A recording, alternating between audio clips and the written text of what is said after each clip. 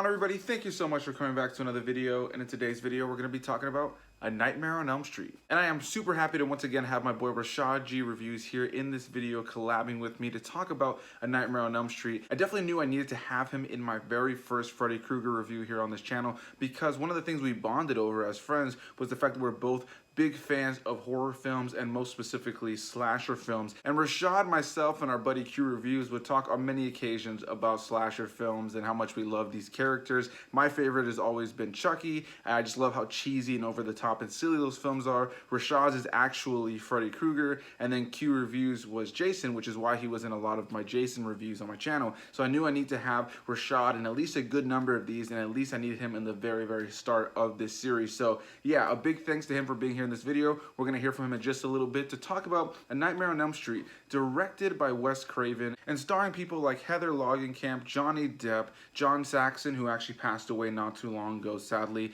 and of course the famous Freddy Krueger, played by Robert Englund. And this is a film that is just really, really good. It still holds up quite a bit. Going back and watching it, it's creepy, it's eerie, it's tense. It sets up Freddy Krueger to be this truly menacing villain. And I couldn't help but being really attached to the story and feeling like it was still a very creepy movie. Now, there's some things that are definitely a little bit dated, but I think compared to a lot of the first movies in a lot of slasher franchises, I think that this movie really does hold up. It creates this very creepy premise around the idea of sleeping. The characters don't want to go to sleep. You feel for why they don't want to go to sleep. You are afraid for them. And it is a fun movie to kind of watch and see how these characters traverse this challenge with Freddy Krueger, most specifically the main character Nancy, who is really the only one who knows what's going on for a big chunk of the film. Now I'm going to go ahead and give it over to Rashad G Review so we can hear what he had to say, and then I'm going to continue my thoughts right after that. So let's go ahead and hear what Rashad had to say about this one. Whatever you do, don't fall asleep.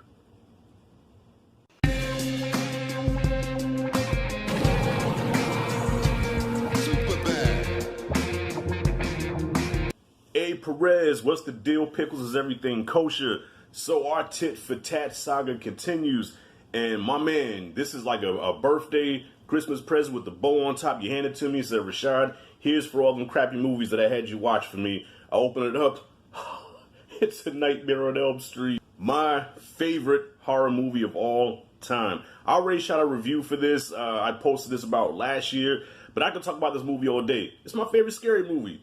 But for our tit for tat series, because I know you have a lot to say about this film, I'm going to try to keep this as brief as possible.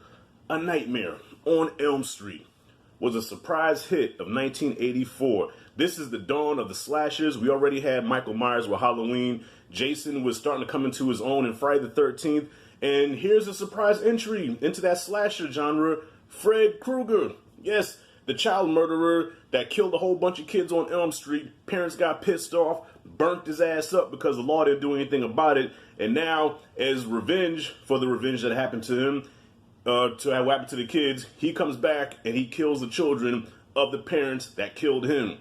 That's some gangster shit. The thing that separates Freddy Krueger from the pack, like Michael, Jason, and Leatherface, is that it wasn't all about body count. In a way, this is like a psychological horror movie because he comes into your dreams. He comes into the most vulnerable place in the human psyche, the dream. Because when we sleep, we're almost powerless in our sleep. You know, we laying down, our body's rested, we really can't do nothing. We're living in our brains for about 7 hours or whatever it is that we're asleep for. And in that time, when Freddy comes in there, you really can't do nothing because now you're in his world. That's the scariest shit in the world compared to running in the woods from a guy in a hockey mask. Freddy fucks with your head, and he also takes your fears with the shit that you're afraid of and uses it to fuck with you. Elm Street 1 didn't have a big body count. I think a total of 5 people were killed, but it doesn't matter because it wasn't the quantity, but it was the quality of the murders. You remember those kills even to this day. You remember those kills, man. Freddy has probably the least body count of all the popular slashers, probably except for Chucky. I think him and Chucky are like neck to neck.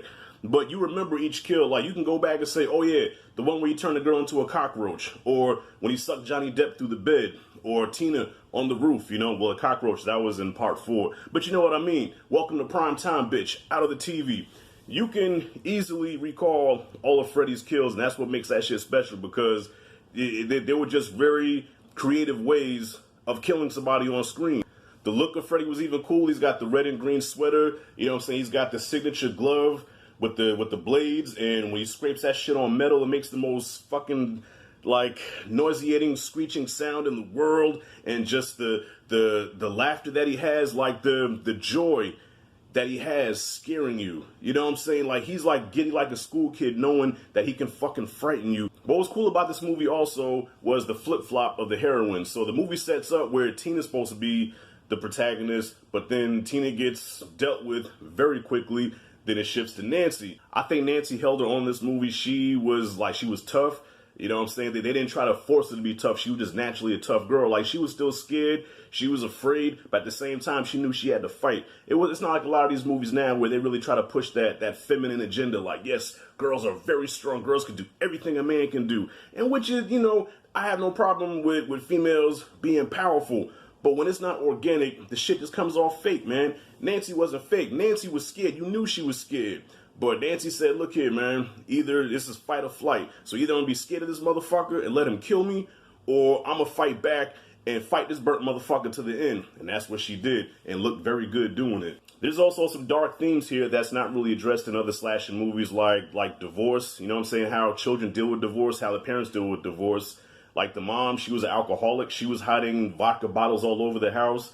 You know, the father, who is distant, you know, he drowned himself in his work. He really doesn't have time for his daughter.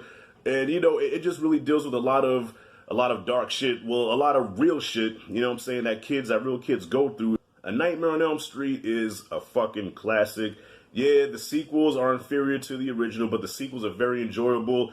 All of them, except for Freddy's Dead. Take Freddy's Dead and throw it out the fucking window. And Elm Street 2010, Kobe in the trash. Wrapping this up, Nightmare on Elm Street gets an A fucking plus.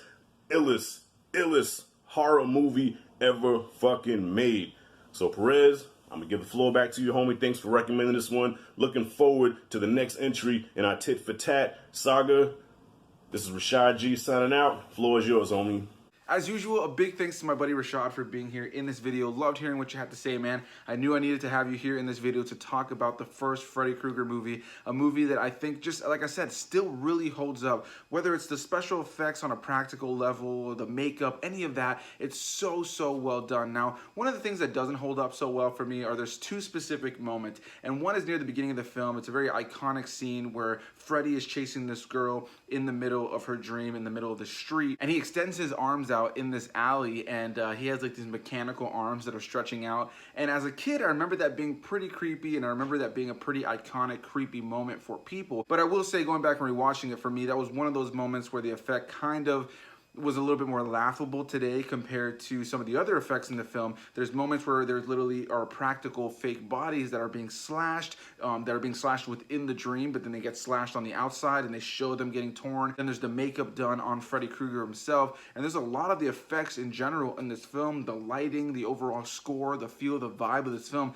that really works. So, you know, there's really not too much about this film that's dated, but that scene with his arms extending is definitely one that I feel is dated. And then one effect in the film that still kind of works, but is still kind of cheesy at the same time, is at the very end of the film where our characters think that they've gotten out of the dream. They think that they've escaped Freddy. Our main character, Nancy, specifically, you know, there's really focuses on her, and she feels like, finally, I got out of this situation. All of her friends who had died are now alive, and everything seems okay. And then at the very tail end, they end up getting into a car to go off and have a nice day. But then the windows go up involuntarily. The car starts driving on its own, and when she's looking back at her mom, who's waving at her from the front door, Freddy Krueger busts his hand through the window of the door and rips the mom through this small hole, and the movie ends right there. And as a kid, I remember that being a very creepy and effective ending, and I think it still is. However, it is so funny and so clearly a dummy when she gets pulled through the door. So there is this very awkward cut where he